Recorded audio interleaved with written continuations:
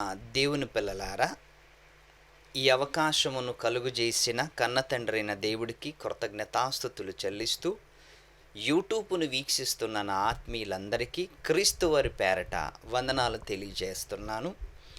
మరి ఈరోజు కూడా బైబిల్లో నుంచి ఒక ప్రాముఖ్యమైన సంగతిని మనం నేర్చుకోవటానికి, కలిసి ధ్యానించటానికి మనం ప్రయత్నం చేద్దాం. దేవుడు భూమిని, ప్రకృతిని, ఈ బ్రహ్మాండాన్ని దేవుడు సృష్టించినప్పుడు, దేవుడు దీనికోసం పడిన ప్రయాసం, దీనికోసము పడిన కష్టం అంతా ఇంత కాదు. 6 రోజులు భూమండలాన్ని, ఆ మండలంలో ఉంటున్న నక్షత్ర రాశులను, ఎన్నో అద్భుతమైనవి దేవుడు ఈ విశ్వంలో కలుగు చేశాడు. తాను యావత్తు చూసినప్పుడు, తను చేసినది యావత్తు చూసినప్పుడు చాలా అద్భుతంగా, మంచిదిగా ఉంది అని దేవుడు ఆదికాండం 1వ అధ్యాయం 31వ వచనములో రిజల్ట్ చెప్తున్నాడు. చేపలు కానివ్వండి, పక్షులు కానివ్వండి, జలరాశులు కానివ్వండి, భూమి కానివ్వండి, అంతరిక్షం, ఆకాశం, నక్షత్రాలు అన్నీ కూడా తాను కలుగు చేసినవన్నీ కూడా అద్భుతంగా దేవుడికి కనిపించాయి. వాటిని మంచిది అని దేవుడు వాటిని పొగిడాడు. వాటికి పేరు కూడా పెట్టాడు, మంచిది అని పెట్టాడు. మరి భూమి మీద తాను మనిషి రాకముందు జరిగిన సందర్భాన్ని గుర్తు చేసుకుందాం. భూమి మీదకి మనిషి రాకముందు జరిగిన సందర్భం ఎలా ఉందంటే అంత అద్భుతంగానే ఉంది. మనిషి రాకముందు దేవుడు భూమిని తయారు చేసి అన్నిటినీ, ఆకాశమును, నక్షత్రాలను, జలరాశులను, గడ్డిని, విత్తనములిచ్చు చెట్లను, ఫలాలిచ్చు చెట్లను అన్నిటిని దేవుడు కలుగు చేసినప్పుడు చాలా అందముగా ఉందంట.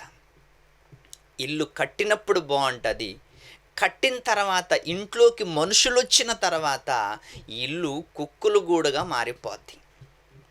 మీరు బాగా ఆలోచించండి. ఇల్లు కట్టినప్పుడు, ఓపెనింగ్ అప్పుడు చాలా కలకల ఆడుతుంటుంది.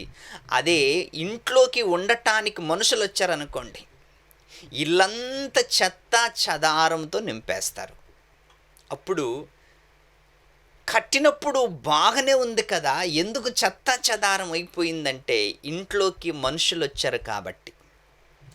మనుషులు వచ్చిన తర్వాత ఇల్లు కాస్త చెత్త చెదారంగా మారింది. దేవుడు భూమి మీద మనిషి రాకముందు ప్రకృతి వైభవం ఎలా ఉంది అంటే చాలా అద్భుతంగా ఉంది. నక్షత్రాలు, సూర్యుడు, గెలాక్సీలు, గడ్డి, సముద్రాలు, ఎడారులు అన్నీ అద్భుతంగా ఉన్నాయి, అన్నీ చక్కగా ఉన్నాయి. ఎప్పుడైతే భూమి మీదకి మనిషి వచ్చాడో, ఎప్పుడైతే భూమి మీద మనిషి వ్యవసాయం చేయటానికి వచ్చాడో, ఎప్పుడైతే దేవుడు భూమి మీద మనిషిని పుట్టించి ఏదెను తోటలోకి పంపించాడో, ఆ రోజు నుంచి ప్రకృతికి ప్రమాదం ఏర్పడిందని చెప్పచ్చు. భూమి మీదకి మనిషి రాకముందు ప్రకృతి ఎంత అందంగా, ఏ డోకా లేకుండా ఉంది, ఏ డోకా లేదు, చాలా అద్భుతంగా ఉంది. ఎప్పుడైతే మనిషి ప్రకృతిలోకి వచ్చాడో, ఎప్పుడైతే దేవుడు మనిషిని చేశాడో, ఆ రోజు నుంచి ప్రకృతికి ప్రమాదం ఏర్పడటం స్టార్ట్ అయింది. ఆ రోజు నుంచి అలా ఉంటూ అన్ని ఫలాలు తింటూ ఒకరోజు ఏం జరిగిందో మనందరికీ తెలుసు. ఆదికాండములో ఆదాము అవ్వల మధ్య అపవాది మధ్య, అపవాది మధ్య ఏం జరిగిందో మనకి చెప్పనవసరత లేదు, అందరికీ సుపరిచితమైన మాట. అపవాది రావటం, పండు గురించి చెప్పటం అవ్వకి, అవ్వ తీసుకోవటం, తినటం, అందులో ఆదాముకి ఇవ్వటం, ఇదంతా జరిగిపోయింది కదా. ఇదంతా చక జరిగిపోతుంది. అలా జరిగిపోతున్నప్పుడు ఈ ముగ్గురు వచ్చేసి దేవుని మధ్యలో నిలబడ్డారు, దేవుని సన్నిధిలో నిలబడ్డారు. దేవుని సన్నిధిలో నిలబడ్డ వీళ్ళు మేము తప్పు చేశామని ఒప్పుకోక చివరికి తప్పుని దేవుడిపైనే నెట్టేస్తున్నట్లుగా మనకు అనిపిస్తుంది. తప్పుని దేవుడిపైనే నెట్టేస్తున్నట్లుగా మనకు అనిపిస్తుంది. అవ్వ ఎందుకు తిన్నావమ్మా అని అడిగితే అవ్వని, దేవుడు నీవెందుకు తిన్నావమ్మా అని అడిగితే అవ్వ ఏమని సమాధానం చెప్పిందో తెలుసా? ఇదిగో ఈ సర్పమే నన్ను మోసపరిచింది, ఒకవేళ ఈ సర్పమే లేకపోతే నేను తినేదాన్నే కాదు. చూసావా? చేసిన తప్పుని అవ్వ ఒప్పుకోకుండా పాము మీదేసింది. ఆదామును అడిగాడు, ఏమయ్యా ఆదాము నీవెందుకు తిన్నావు అంటే అప్పుడు ఆదాము గారు ఏమన్నారు తెలుసా? ఇదిగో నేను మంచివాణ్ణి, నేనేమి చెయ్యలేదు, ఇదిగో ఈ అవ్వే నాకు ఇచ్చింది, నేను తిన్నాను. చూసారా? ఈ అవ్వ ఇచ్చింది, నేను తిన్నాను, నా తప్పేమి లేదు. ఒకవేళ నీవు అవ్వని చెయ్యకపోయి ఉంటే నేను తినేవాడిని కాదు, ఇప్పుడు అవ్వని చేసి నువ్వు తప్పు చేశావు అన్నట్లుగా వారి వాదనలో మనకు అనిపిస్తుంది. అవ్వేమో పాము మీద నెట్టేస్తుంది, ఆదామేమో అవ్వ మీద నెట్టేస్తున్నారు. ఇలా మనం చివరికి రిజల్ట్ ఏంటి అంటే వీళ్ళందరూ కూడా దేవునిపైనే తప్పు నెట్టేస్తున్నట్లుగా అంది. నువ్వు చెట్టును వేశావు, నీది తప్పు. నువ్వు పామును చేశావు, నీది తప్పు. పాము నా దగ్గరకు వచ్చింది, నన్ను మోసపరిచింది, అప్పుడు పాము నువ్వు చేశావు, ఒకవేళ చెయ్యుండకపోతే నేను తినేదాన్నే కాదుగా. చూసారా? అప్పుడు ఆదాము గారు, నువ్వు అవ్వని చెయ్యుండకపోయి ఉంటే నేను పండు తినేవాడినేగా, నువ్వు అవ్వని చేసి తప్పు చేశావు. అవ్వంటుంది నువ్వు పామును చేసి తప్పు చేశావు. అంటే మనిషి వాదనలు చూస్తున్నప్పుడు చేసిన తప్పు ఒప్పుకోకుండా చేసిన తప్పుని దేవుడి పైన నెట్టేస్తున్నట్లుగా అనిపిస్తుంటుంది మనకి కదండి. దేవుడి పైన నెట్టేస్తున్నట్లు అనిపిస్తుంది.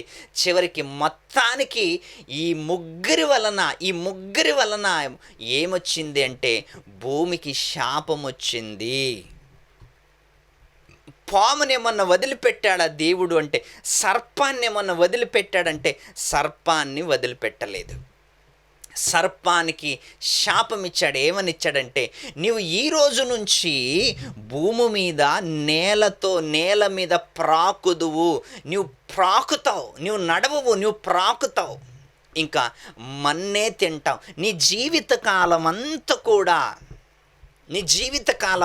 కూడా పాముకి దేవుడు శాపం ఇచ్చాడు. ఏంటి తెలుసా? నీ జీవితకాలం అంతా కూడా ఇంకా మన్ను తింటావు, మంటి మీదే ప్రాకుతావని దేవుడు పాముకి శాపం ఇచ్చేశాడు. ఇప్పుడు అవ్వకి ఏం ఇచ్చాడు అంటే చేసిన తప్పులకి అవ్వకేమిచ్చాడు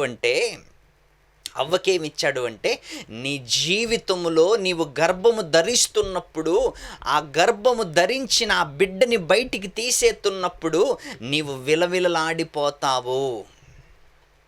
నీ సంతానానికి, సర్పపు సంతానానికి, నీ సంతానానికి సర్పపు సంతానానికి వ్యతిరేకంగా ఉంటుంది.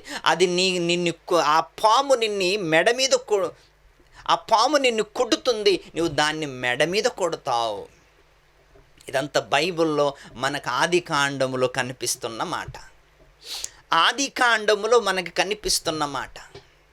అప్పుడు ఆదాము గారి దగ్గరకు వచ్చి నీవు అవ్వ మాట విని నువ్వు తినకూడని పండు తిన్నావు కాబట్టి నీ జీవిత దినములన్నీ కూడా చెమట కార్చి భూమిని దున్నుకొని పండించుకొని నువ్వు భోజనం చేయాలి. ఎందుకంటే తప్పు చేశారు కదా, తప్పు చేసిన వాడు శ్రమల పాలవుతాడు అని మనకి ఈ విషయములో తెలియాలి. తప్పులు చేసిన వాడు శ్రమల పాలవుతాడు, ఇంకొకటి మరణమవుతాడు. తప్పు చేసినవాడు శ్రమల పాలవుతాడు, తప్పు చేసినవాడు మరణమవుతాడు. ఈ ముగ్గురికి దేవుడు ఎలా ఒక కండిషన్ పెట్టాడు చూడండి. పాముతో ఏమని చెప్పాడు తెలుసా?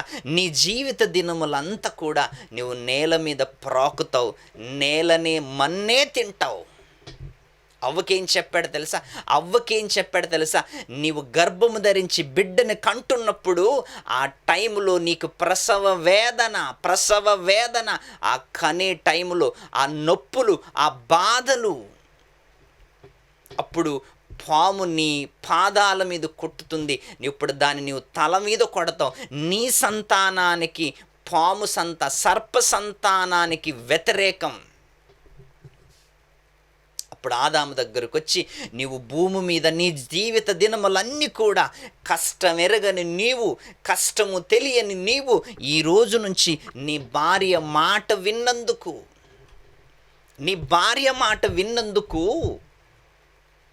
నీవు కూడా కష్టపడాలి, చెమట కార్చాలి, పొలము దున్నుకోవాలి, విత్తుకోవాలి, కోసుకోవాలి, తెచ్చుకోవాలి, తినాలి. ఎంత కష్టము నీకు అని ఆదాము గారికి దేవుడు పనిష్మెంట్.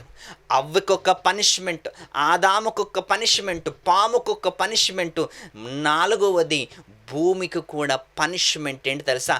ఈ రోజు నుంచి నీవు భూమికి దేవుడు ఏం చేశాడంట? శాపం ఇచ్చేశాడంట. దేవుడు భూమికి శాపం ఇచ్చేశాడంట.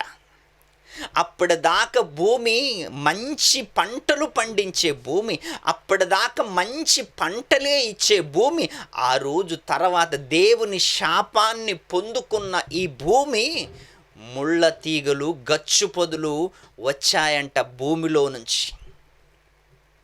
బాగున్న మనిషికి శరీరం మీద గజ్జి పుండులు రేగినట్లు, బాగున్న మనిషికి శరీరం పైన పుండు పుట్టినట్లుగా భూమిలో నుంచి ముండ్లు, గచ్చు పొదులు, గచ్చు తీగలు, ముండ్లు పొదులు వచ్చాయంట. అంటే దేవుడు భూమికి కూడా ఏమిచ్చాడు? శాపం ఇచ్చాడు.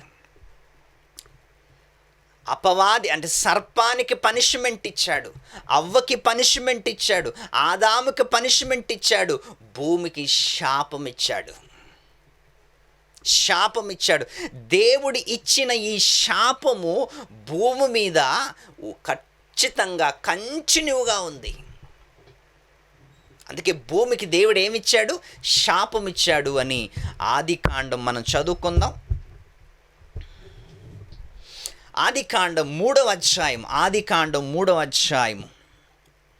3వ అధ్యాయము నుంచి 1వ వచనము నుంచి 20 వచనాల దాకా ఇప్పుడు మనం మాట్లాడుకున్న సందర్భం అంతా ఒకటెనకొకటి ఉంటుంది. మనం చివరిగా చదువుదాం. 17వ వచనం.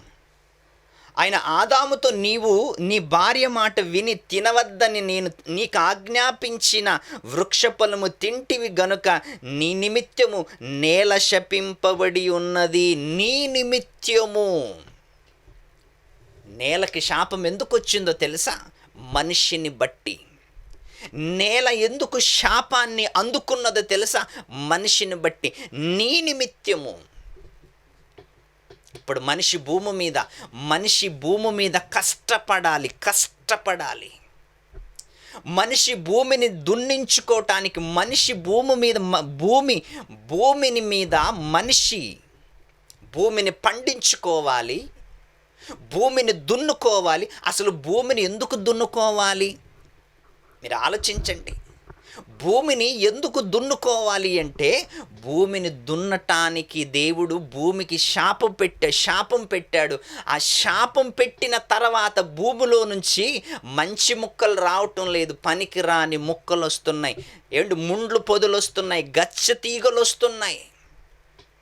ఇప్పుడు వాటన్నిటిని పెరికేసుకొని, వాటన్నిటిని దున్నుకొని పంట పండించుకోవాలి అంటే మనిషికి ఎంత కష్టం. అందుకే నిన్ను బట్టి భూమికి నేలను శపిస్తున్నాడు. మనిషిని బట్టి నేలకు శాపం వచ్చేసింది. నీ నిమిత్తము నేల శపింపబడి ఉన్నది. ప్రయాసముతోనూ నీవు బ్రతుకు దినములన్నీ దాని పంట తిందువు. అది ముండ్ల పొదులను, గచ్చ పొదులను నీకు మలిపించును. పొలములో పంట తిందువు, నీవు పొలములో పంట తిందువు, నీవు నేల నుండి తీయబడి నీవు నీవు నేల నుండి నువ్వు నేలకు తిరిగి చేరు వరకు, నువ్వు నేలకు తిరిగి చేరు వరకు, అంటే నేలకు తిరిగి చేరు వరకు నీ ముఖపు చెమట కార్చి ఆహారము తిందువు. దేవుడు ఎలా శాపమిస్తున్నాడు చూడండి మనిషికి. ప్రారంభ దశలో ఆదాము గారు చేసిన తప్పుకి, అవ్వ చేసిన తప్పుకి, పాము చేసిన తప్పుకి దేవుడు ఎవరినైనా విడిచిపెట్టాడా? పామును విడిచిపెట్టలేదు, అవ్వను విడిచిపెట్టలేదు, ఆదామును విడిచిపెట్టలేదు, చివరికి భూమిని కూడా విడిచిపెట్టలేదు. భూమిని కూడా విడిచిపెట్టలేదు అంటే నిజంగా మీరు ఆలోచించండి, దేవుడు ఎంత కఠినమైన వాడు, దేవుడు ఎంత న్యాయం గలవాడు. తప్పు చేస్తే మనిషిని ఎవరైనా కూడా చూడడు దేవుడు. అది ఆదామైనా చూడడు, అది అవ్వైనా చూడడు, అది జంతువైనా కూడా దేవుడు చూడడు. తప్పు జరిగితే అది దేవదూతలైనా కూడా దేవుడికి లెక్కలేదు. అది రాజులైనా, అది ప్రధానులైనా, అది ఎవరైనా తప్పు చేస్తే దేవుడు ఖచ్చితంగా శిక్షిస్తాడు. నేలను శపించాడంట. నేలేం చేసిందండి? నేలేమి చేసింది? తప్పు చేసింది ఆదామైతే, తప్పు చేసింది అవ్వైతే, తప్పు చేసింది పామైతే, మరి నేల ఏమి చేసింది అంటున్నారా? అదే నేల నుంచే కదా వీళ్ళు బ్రతుకుతున్నది. నేలనే దేవుడు ఎందుకు శపించాడు తెలుసా? ఇక నుంచి నీవు మంచి పంటలు పండటానికి వీల్లేదు, మంచి పంటలు పండించటానికి వీలు లేదు. నీలో నుంచి మళ్ళీ ఏమి రావాలి? ముండ్ల పొదలు, గచ్చ తీగులు నీవు మొలిపించాలి, నీకు శాపం ఇచ్చాను అని దేవుడు నేలను శపించాడు ఆదామును బట్టి. ఇప్పుడు మీరు ఆలోచించండి, దేవుడు నేలనంతటిని కూడా శపించాడు. ఇప్పుడు నేలలో నుంచి వచ్చే ఏదైనా మనకి ఊరికే రాదండి. నేలలో నుంచి వచ్చేది మనకు ఊరికే రాదు. పంట పండించుకోవాలంటే కష్టపడాలి, పంట తినాలంటే కష్టపడాలి, పంట పండించుకోవాలంటే శ్రమ పడాలి, పంట పండించుకోవాలంటే చెమట కార్చాలి. చూసారా?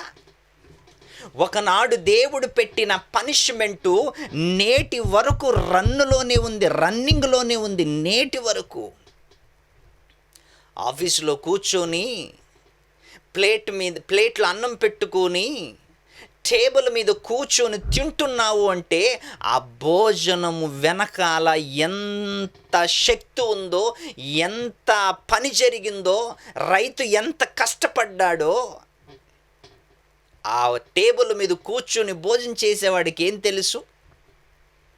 రైతు రాత్రనక పగలనక పొలములోకి వెళ్ళి పంట పండించుకొని ఆ ధాన్యం ఇల్లు చేరు వరకు రాత్రి పగులు కష్టపడుతుంటాడు. ప్రియులారా, మీరు బాగా ఆలోచించండి. నేల శపింపబడి ఉన్నది. శపింపబడి ఉన్న నేలలో నుంచి నువ్వు ఏమి తీసుకున్నా అది నీకు దక్కదు, ఏమి సంపాదించుకున్నా దక్కదు. అందుకే ఒక మంచి మాట యోహాను గారు రాస్తున్న మాట చదువుకుందాం. మొదటి యోహాను రాసిన పత్రిక ఒక అద్భుతమైన మాట మనం చదువుకుందాం. యోహాను రాసిన మొదటి పత్రిక 2వ అధ్యాయము 15వ వచనం మనం చదువుకుందాం. 2వ అధ్యాయము 15వ వచనం, 16వ వచనం చదువుకుందాం. 2వ అధ్యాయం, మొదటి యోహాను రాసిన పత్రిక 2వ అధ్యాయము 15వ వచనము, 16వ వచనం. లోకములో ఉన్నదంతయు అనగా శరీరాశయు, నేత్రాశయు, జీవపు డంబమును తండ్రి వలన పుట్టినవి కావు. శరీరాశ, నేత్రాశ, జీవపు డంబము ఇవన్నీ తండ్రి వలన పుట్టినవి కాదు, మనిషి కోరికలతో తెచ్చుకున్నవి ఇవన్నీ. మనిషి కోరికలతో తెచ్చుకున్నవి ఇవన్నీ తండ్రి వలన పుట్టినవి కాదు. దేవుడు భూమిలో బంగారం పెట్టాడు, దాన్ని మనిషి తెచ్చుకున్నాడు, దాని మీద కోరిక పెంచుకున్నాడు. దేవుడు భూమి మీద చెట్లు వేశాడు, ఆ చెట్లలో నుంచి మనిషి కాగితం తెచ్చుకున్నాడు, ఆ కాగితానికి రంగేసి డబ్బులు అనుకున్నాడు. దానికి ఆశ, దానికి మోసపోయాడు. దేవుడు బంగారం పెట్టాడు, మనిషి దానికి ఆశపడ్డాడు. దేవుడు కాగితం పెట్టాడు చెట్లలో, ఆ కాగితానికి మనిషి అలవాటు పడ్డాడు. అంటే బాగా ఆలోచించండి. అంటే దేవుడు ప్రకృతిలో పెట్టిన ప్రతి దానిని మనిషి అనుభవించటానికి పెడితే మనిషి దానిని ఆశించాడు. ప్రియులారా, ఆశించాడు. మనిషి ఆశించటం చాలా పొరపాటు. ఏమంటుంది బైబిలు? ఈ లోకమనైనను లోకములో ఉన్న వాటినైనను ప్రేమింపకుడి, ఎవడైనను లోకమును ప్రేమించిన ఎడల తండ్రి ప్రేమ వానిలో ఉండదు. లోకమునైనను లోకములో ఉన్న వాటినైనను, లోకములో ఉన్న వాటిని అస్సలు ప్రేమించకూడదు. లోకములో ఏముందండి? బంగారం ఉంది, వజ్రాలున్నాయి, వైడ్యూర్యాలు ఉన్నాయి, వెండి ఉంది, ఎన్నో విచిత్రమైన ఉన్నాయి.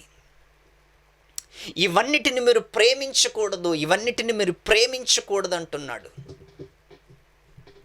లోకాశలు 16వ వచనం, ఈ లోకములో ఉన్నదంతా అనగా శరీరాశ. ఈ లోకములో ఉన్నదంతా కూడా శరీరాశ అంటున్నాడు. శరీరాశ. ఒక మీద చెట్టు మీద పండుంది, చెట్టు మీద పండుంది, ఆ పండు తెంచుకొని తిన్నది శరీరాశ. నేత్రాశ, పండుని చూసింది నేత్రాలతో, తెంచుకొని తిన్నది కడుపు కోసం, కడుపు నించుకోవటానికి. కడుపు నింపుకోవటానికి కళ్ళుతో చూసింది నేత్రాశ, ఆశ పెంచుకున్నది. ఆ పండు తింటే నా కడుపు నిండుతుంది అనుకున్నది, తెంచుకున్నది. కళ్ళుతో చూసింది, అందంగా కనిపించింది, తెంచుకున్నది, తిన్నది, కడుపు నింపుకోవాలనుకున్నది. అది ఏమాశ? అది నేత్రాశ. ఇంకా లోకంలో ఉన్నదంతా అనగా శరీరాశ, నేత్రాశ, జీవపు డంబమును తండ్రి వలన పుట్టినవి కాదు. తండ్రి వలన పుట్టినవి కాదు. నేత్రాశ మంచిది కాదు, శరీరాశ మంచిది కాదు, జీవపు డంబము మంచిది కాదు. నేల శపింపబడి ఉన్నది. నేలని దేవుడు ఎప్పుడో శపించాడు. శపింపబడిన దాన్ని నువ్వు ఆశించావు అంటే నీకు ఖచ్చితంగా చావే. శపింపబడిన దానిని నువ్వు ఆశించావు అంటే ఖచ్చితంగా చచ్చిపోతావు. దేవుడు వద్దన్నాడు కదా, దేవుడు దేనిని ఆశించద్దన్నాడు కదా, దేవుడు దేనిని ఉంచుకోవద్దన్నాడు కదా. ఒకరోజు ఆకాశము నుంచి మన్నా కురిసింది. దేవుడు ఏమన్నాడు తెలుసా? ఏ రోజుకి ఆ రోజే అన్నాడు. ఏ రోజుకి ఆ రోజే తినాలి, కంప్లీట్ చేయాలి, ఇంక ఉంచుకోకూడదు, సమకూర్చుకోకూడదు అన్నాడు దేవుడు. వాళ్ళు ఏమనుకున్నారు తెలుసా? ఇశ్రాయేలు, దేవుడు అలాగే చెప్తాడులే, ఒక్కసారి ఉంచుకొని చూద్దాం అనుకున్నారు. రేపటి కోసము ఒక్కసారి ఉంచుకొని చూద్దాం అనుకున్నారు. మరుసటి రోజు చూసేసరికి అంత పురుగులు పట్టిపోయిందంట. దేవుడు కోపమయ్యాడు. ప్రియులారా, నేను ఏ రోజుకి ఆ రోజని నేనంటే మళ్ళీ రేపటి కోసం ఉంచుకుంటారేంటి? రేపటి సంగతి దాని విషయమయ్యి ఆలోచించును. రేపటి సంగతి రేపు ఆలోచిస్తుంది నీ గురించి. మన్నాని సమకూర్చుకున్నారు, రేపటి వరకు ఉంచుకున్నారు. మరుసటి రోజు చూసేసరికి అంతా కూడా పురుగు పట్టిందంట, శపింపబడింది. శపింపబడిన దానిలో నుంచి నీవు ఏది ఆశించినా నీవు కూడా చచ్చిపోతావు. బైబిల్ ఒక సందర్భం జరిగింది ప్రియులారా. బైబిల్ ఒక అద్భుతమైన సందర్భం. కానాను నుంచి, ఐగుప్తు నుంచి కానానుకు వచ్చారు. ఐగుప్తు నుంచి కానానుకు వచ్చారు. కానానులోకి అడుగుపెట్టిన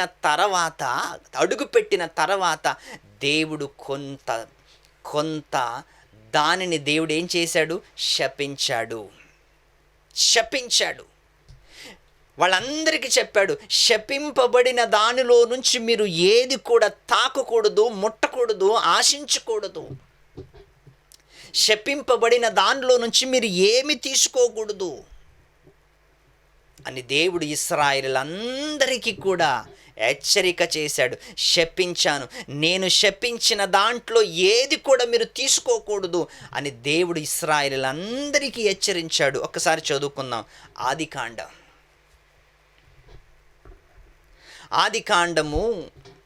7వ అధ్యాయము 1వ వచనం. ఆదికాండము 7వ అధ్యాయము 1వ వచనం. శపితమైన దాని విషయములలో ఇశ్రాయేలు తిరుగుబాటు చేసిరి. శపితమైన దాని విషయములలో ఇశ్రాయేలు తిరుగుబాటు చేసిరి. ఎట్లనగా యూదా గోత్రములో జెరోహ మునిమనుముడును జబ్బి మనుముడును అర్మి కుమారుడినైన ఆకాను శపితము చేయబడిన దానిలో కొంత తీసుకొనెను గనుక, శపితము చేయబడిన దానిలో కొంత తీసుకొనెను గనుక యెహోవా ఇశ్రాయేలు మీద కోపగించెను. శపించాడు. శపించిన దానిలో నుంచి, శపింపబడిన దానిలో నుంచి ఆకాను అనే ఆయన కొంత తీసుకున్నాడు, కొంత దాచుకున్నాడు. ఏం దాచుకున్నాడబ్బా అని చూస్తే బంగారము వెండి దాచుకున్నాడంట. అదెందుకు? అందరికి లేని ఆలోచన ఈయనకెందుకు వచ్చింది? అందరికి లేని ఆలోచన ఈయనకి ఎందుకు వచ్చింది అంటే, అందరూ ఒకలా ఉండరు కదా, మనుషులందరూ ఒకలా ఉండరు, మనుషులందరి మనస్తత్వం ఒకలా ఉండదు. ఆకానును బట్టి మనం అర్థం చేసుకోవాలి ఏంటంటే, మనుషులందరూ ఒకలా ఆలోచనతో ఉండరు. కొందరు వద్దనుకుంటారు, కొందరు తీసుకుంటే బాగుందిలే అనుకుంటారు, కొందరు దానితో మనకెందుకులే అనుకుంటారు, కొందరు ఏకంగా తీసుకుంటారు కూడా. ఆకాను అదే చేశాడు. ఆకాను శపితము చేయబడిన దానిలో కొంత తీసుకొనెను గనుక యెహోవా ఇశ్రాయేలు మీద కోపము. 18వ వచనం. అతడును అతని ఇంటి పురుషులు వరుసగా దగ్గరకు రప్పింపబడినప్పుడు యూదా గోత్రములో జెరుహు మునిమనుడును జబ్బి మనముడును కర్మి కుమారుడైన ఆకాను పట్టబడెను. ఆకాను ఏం చేశాడంట? పట్టబడ్డాడంట. ఎలా తెలుసుకున్నారు వీళ్ళంతా కూడా? ఆయన్ని బ్రతిమలాడి అడిగారంట. ఏమయ్యా చెప్పు, నిజంగా ఎవరు తీసుకున్నారని అందరినీ అడిగినప్పుడు అప్పుడు ఆకాను అన్నాడంట, యెహోషువ గారు అన్నారు, నీవేమైనా తీసుకున్నావయ్యా ఒకసారి చెప్పు అని ఆకానుతో అడిగితే 19వ వచనం. అప్పుడు యెహోషువ ఆకానుతో, నా కుమారుడా, ఇశ్రాయేలు దేవుడని యెహోవాకు మహిమను చెల్లించి ఆయన ఎదుట ఒప్పుకొని నీవు చేసిన దానిని మరుగు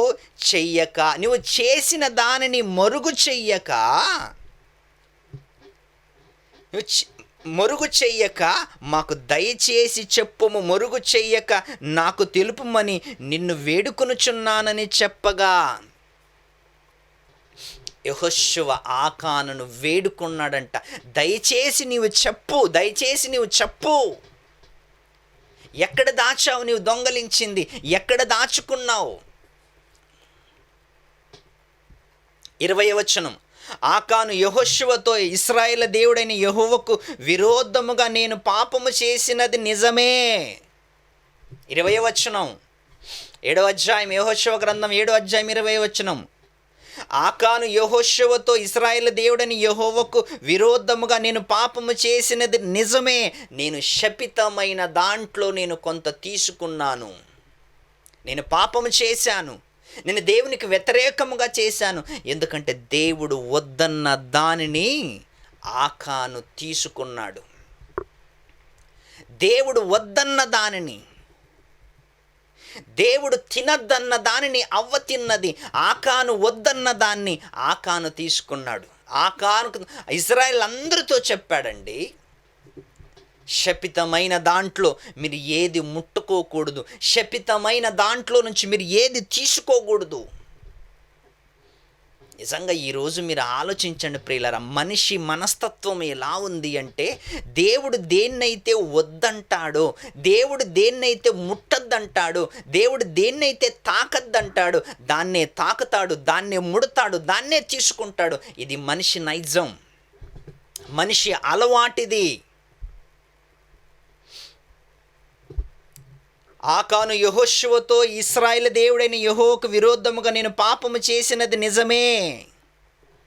తర్వాత యెహోషువ ఇశ్రాయేలు అందరూ జెరహు కుమారుడైన ఆకానును, ఆ వెండిని, ఆ పై వస్త్రములను, బంగారమును కమ్మి ఆకాను కుమారులను, కుమార్తెలను, ఎద్దులను, గాడిదలను, మందను, డేరలను, వానికి కలిగిన సమస్తమును పట్టుకొని ఆకోరు లోయలోకి తీసుకొని వచ్చిరి. తప్పు జరిగింది, చేశాడు తప్పు ఒక్కడే, శిక్ష అందరికీ కలిగింది. ఏమండి, శపితమైన దాంట్లో నుంచి తీసుకున్నాడు, శపింపబడిన దాంట్లో నుంచి తీసుకున్నాడు, బంగారం తీసుకున్నాడు, వెండి తీసుకున్నాడు. అండి ఈరోజు దేవుడు యోహాను రాసిన పత్రికలో దేవుడు అంత ఖచ్చితంగా ఎందుకు రాయిస్తాడు తెలుసా? ఈ లోకమునైనను, ఈ లోకంలో ఉన్న దానినైనను ప్రేమించకండి. ఈ లోకపు ఆశ గతించిపోవచున్నది. నేత్రాశ, శరీరాశ, జీవపు డంబము. ఈ లోకములో ఉన్న దానిని ప్రేమించకండి. ఈ లోకములో ఉన్న దాన్ని మీరు ప్రేమించకండి. ఎందుకంటే ఈ లోకములో ఉన్నదంతా కూడా శరీరాశ, నేత్రాశ. ఇవెందుకు పనికిరావు. వస్త్రములను, ఆ బంగారమును, ఆ కమ్మిని, ఆకాను కుమారులను, కుమార్తెలను, ఎద్దులను, గాడిదలను, మందను, డేరలను, వానికి కలిగిన సమస్తమును పట్టుకొని ఆకోరు లోయలోకి తీసుకొని వచ్చిరి. తీసుకొని వచ్చి ఏం చేశారు తెలుసా? రాళ్ళతో కొట్టి చంపారు అందరినీ. ఎద్దులను, గాడిదలను, కుమారులను, కుమార్తెలను, ఆకానును, అందరిని, కుటుంబమునే రాళ్లతో కొట్టి చంపారంట. బాగా ఆలోచించండి. పాము తప్పు చేస్తే పనిష్మెంట్ వచ్చింది, అవ్వ తప్పు చేస్తే పనిష్మెంట్ వచ్చింది, ఆదాము తప్పు చేస్తే పనిష్మెంట్ వచ్చింది. భూమిని శపించాడు దేవుడు. ఈ లోకములో ఉన్నదంతా నేత్రాశ, జీవపు డంబము. ఇవి దేవుడి నుంచి వచ్చినవి కాదు అంటున్నాడు బైబిల్లో. అండి మీరు బాగా ఆలోచించండి. దేవుడు వద్దన్న దానిని మనిషి చేయటంలో మనిషికి ఆనందం కాదు ప్రియులారా, శాపం. దేవుడు వద్దన్న దాన్ని మనిషి చేస్తున్నాడు అంటే తన ప్రమాదాన్ని తానే కొని తెచ్చుకుంటున్నాడు, తన ముప్పుని తానే కొని తెచ్చుకుంటున్నాడు, తన ప్రమాదమును తానే కొని తెచ్చుకుంటున్నాడు. బాగా ఆలోచించండి ప్రియులారా. ఈ లోకములో దేవుడు మనకి ఏదైతే వద్దన్నాడో, ఈ లోకములో దేవుడు ఏదైతే చేయొద్దన్నాడో దాన్ని చెయ్యకుండా ఆగటమే మన జయం. దాన్ని చెయ్యకుండా ఆగిపోవటమే మన జయం. దేవుడు వద్దన్న దాన్ని తాకకూడదు. ఈరోజు దేవుడు వద్దన్న దానిని తొందరగా చేస్తాడు. దేవుడు చెయ్యు అన్న దాన్ని అస్సలు చేయటం మర్చిపోతున్నాడు. సువార్త చెయ్యండి, దేవుని కోసం సహాయం చెయ్యండి, దేవుని పనులు చెయ్యండి, సువార్త చెయ్యండి అని ఈ పని చెప్పితే ఒక్కడు చేయటం లేదు. దేవుడు వద్దన్న దాన్ని మర్డర్ చేయొద్దు, మానభంగం చేయొద్దు, దొంగిలించొద్దు అంటే ఈ పనుల మీదే ఎక్కువ ఉన్నారు సమాజం. ఇవే ఎక్కువ చేస్తున్నారు ఈరోజు. అందుకే మీరు బాగా ఆలోచించండి. నేత్రాశ, శరీరాశ, జీవపు డంబము ఇవి తండ్రిలో నుంచి పుట్టినవి కాదు, మనిషి చూసి కోరికలు రేపుకున్నవి. ఇవన్నీ ఆకలేసినప్పుడు ఆహారం ఎలాగ గుర్తుకొస్తుందో, కోరికలు రేగుతున్నప్పుడు సమాజంలో అన్ని గుర్తుకొస్తున్నాయి. అన్ని గుర్తుకొస్తున్నాయి.